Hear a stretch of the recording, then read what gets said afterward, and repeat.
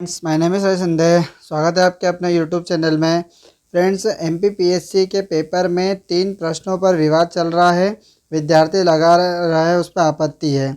परीक्षा के आंसर की में आए हुए प्रश्नों के उत्तर से संतुष्ट नहीं है अभ्यर्थी। तो फ्रेंड, हमें ये देखना है कि जो कौन कौन से क्वेश्चनों पे इन्होंने आपत्ति लगाई है और क्यों लगाई है, उसका क्या कारण है। तो चलिए पूरी डिटेल हम देखते हैं एक ही वीडियो में।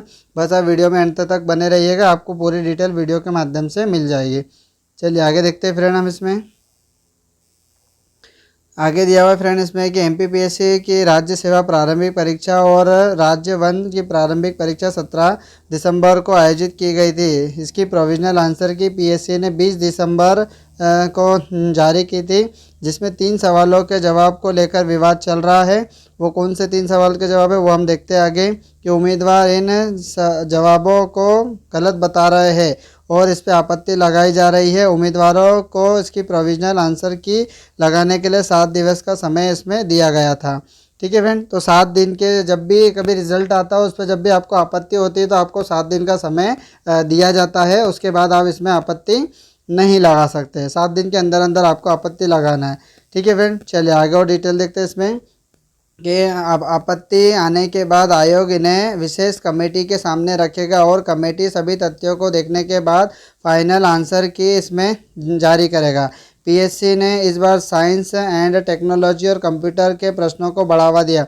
इस बार इन्होंने क्या किया, पीएससी ने साइंस के और कंप्यूटर के जो क्वेश्चन आते हैं उनको उन्होंने ज़्यादा प्रायोरिटी दी है, जबकि राजनीति और मॉडर्न हिस्ट्री के सवालों की संख्या कम रखी गई है। जबकि इन्होंने क्या होता है कि सबके क्वेश्चंस इक्वल होना चाहिए। जैसे 10 यूनिट बनती है तो सभी में से आपको 10-10 क्वेश्चन पूछे जाते हैं, ये इसे पीएससी कहती है।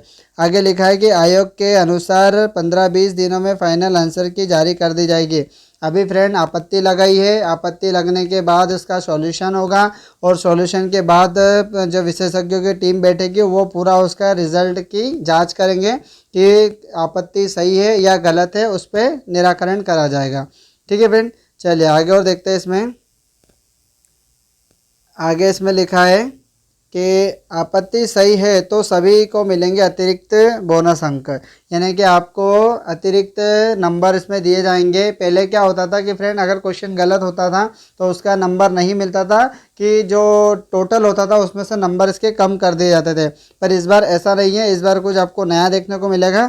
चलिए हम नई डिटेल देखते हैं। तो यदि कोई प्रश्न गलत है या जवाब को लेकर कोई विवाद है तो कमेटी उस प्रश्न को डिलीट कर सकता है। नए नियम के अनुसार कोई प्रश्न डिलीट होने के बाद उसके सभी उम्मीदवारों को उसका नंबर मिलेगा। ठीक है फ्रेंड, तो इसमें यह कहा गया है कि अगर जितने अभी जैसे ऊपर लिखा है कि 3 क्वेश्चन गलत बता रहे तो आपको 3 नंबर उसमें दिए जाएंगे बिना कोई विवाद के। ठीक है फ्रेंड, आगे देखते हैं कि पहले नियम था कि जो प्रश्न डिलीट होता था तो उसके कुल में से नंबर हटाए जाते थे, है ना, कुल नंबर से हटा दिया जाता था। जैसे 100 नंबर के प्रश्न में 2 प्रश्न डिलीट है तो उसमें से 98 मार्किंग होती थी, लेकिन नए नियम से जो मार्किंग हो रही है वो 100 प्रश्न की थी। अब आगे देखते हैं उसमें। तो उसमें ये लिखा हुआ है यहाँ पे कि 100 प्रश्न से होगी, 2 प्रश्न गलत अंकों के सभी को इसमें बोनस अंक दिए जाएंगे।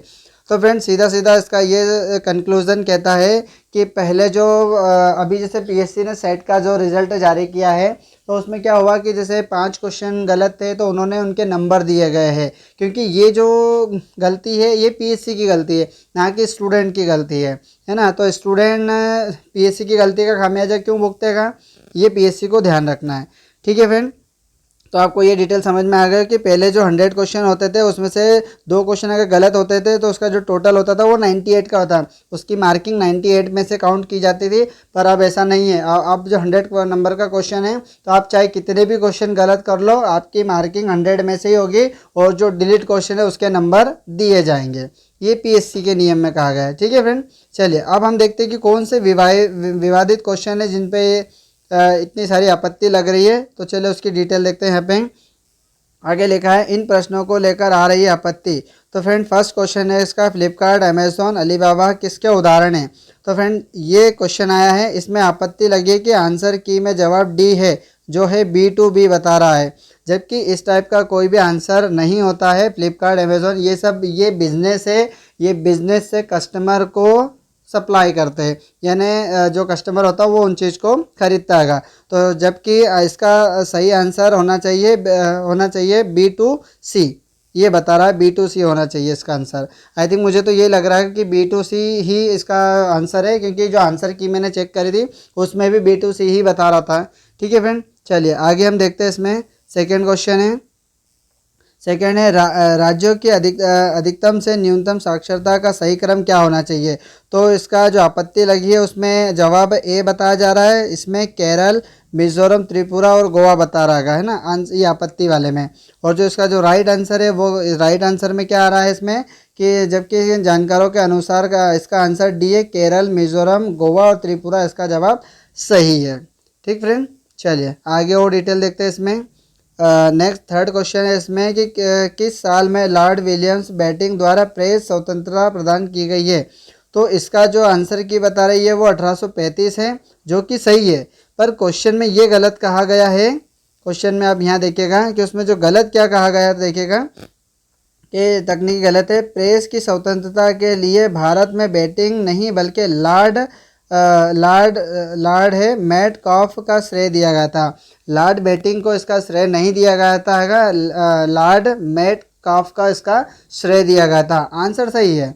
आंसर जो है 1835 ये तो सही है, बट उसने पूछा क्या था वो क्वेश्चन गलत हो गया। उन्होंने विलियम्स बैटिंग करते जबकि बैटिंग नहीं है, बैटिंग की जगह पे क्या आना चाहिए था, मेटकॉफ का श्रेय दिया था, ये आना चाहिए था। तो ये 3 प्रश्न जो लग रहे हैं जिन पे स्टूडेंट को आपत्ति लगानी थी उन्होंने लगा दी है। 7 दिन के भीतर था उसमें। ठीक है फ्रेंड, चलिए आगे और डिटेल देखते हैं कि उन्होंने क्या गया है। तो हम ये देख रहे हैं कि डॉक्टर अनिल कुमार उपाध्याय है, डॉक्टर है। इन्होंने ये कहा गया है कि आयोग ने इस साइंस एंड टेक्नोलॉजी के कंप्यूटरों के प्रश्नों को बढ़ावा दिया गया, जबकि राजनीति, ये हम पहले देख चुके हैं कि राजनीति के इनके क्वेश्चनों को इन्होंने बढ़ावा नहीं दिया। जबकि पीएससी यहाँ कह रहे हैं कि पीएससी के लिए 10 विषय पढ़ाए जाते हैं, जब सभी यूनिट से बराबर क्वेश्चन पूछने चाहिए। मैंने आपको पहले बताया कि जैसे 10 यूनिट होती है और 100 नंबर का पेपर है, तो एक यूनिट में से 10 नंबर के क्वेश्चन पूछेंगे, यानी कि उसमें से 10 क्वेश्चन पूछे जाएंगे। पर इस बार पीएससी ने ऐसा करा कि साइंस एंड टेक्नोलॉजी और जो कंप्यूटर है उसके क्वेश्चन उन्होंने ज़्यादा पूछ लिए बजाय हिस्ट्री, मॉडर्न हिस्ट्री के अलावा। ठीक है फ्रेंड, तो ये थी इसकी पूरी डिटेल। आप इसका स्क्रीनशॉट लेके इसमें देख सकते हैं फ्रेंड। कोई भी आपको इसमें कोई प्रॉब्लम है तो कमेंट बॉक्स में कमेंट करिए, मैं उसका रिप्लाई आपको ज़रूर करूँगा। और किसी भी क्वेश्चन में आपको ऐसा लग रहा है तो आप उसमें आपत्ति लगा सकते हैं। ठीक है फ्रेंड, चलिए इस टाइप के वीडियो देखने के लिए चैनल को लाइक करें, शेयर करें, सब्सक्राइब करें। Thank you guys.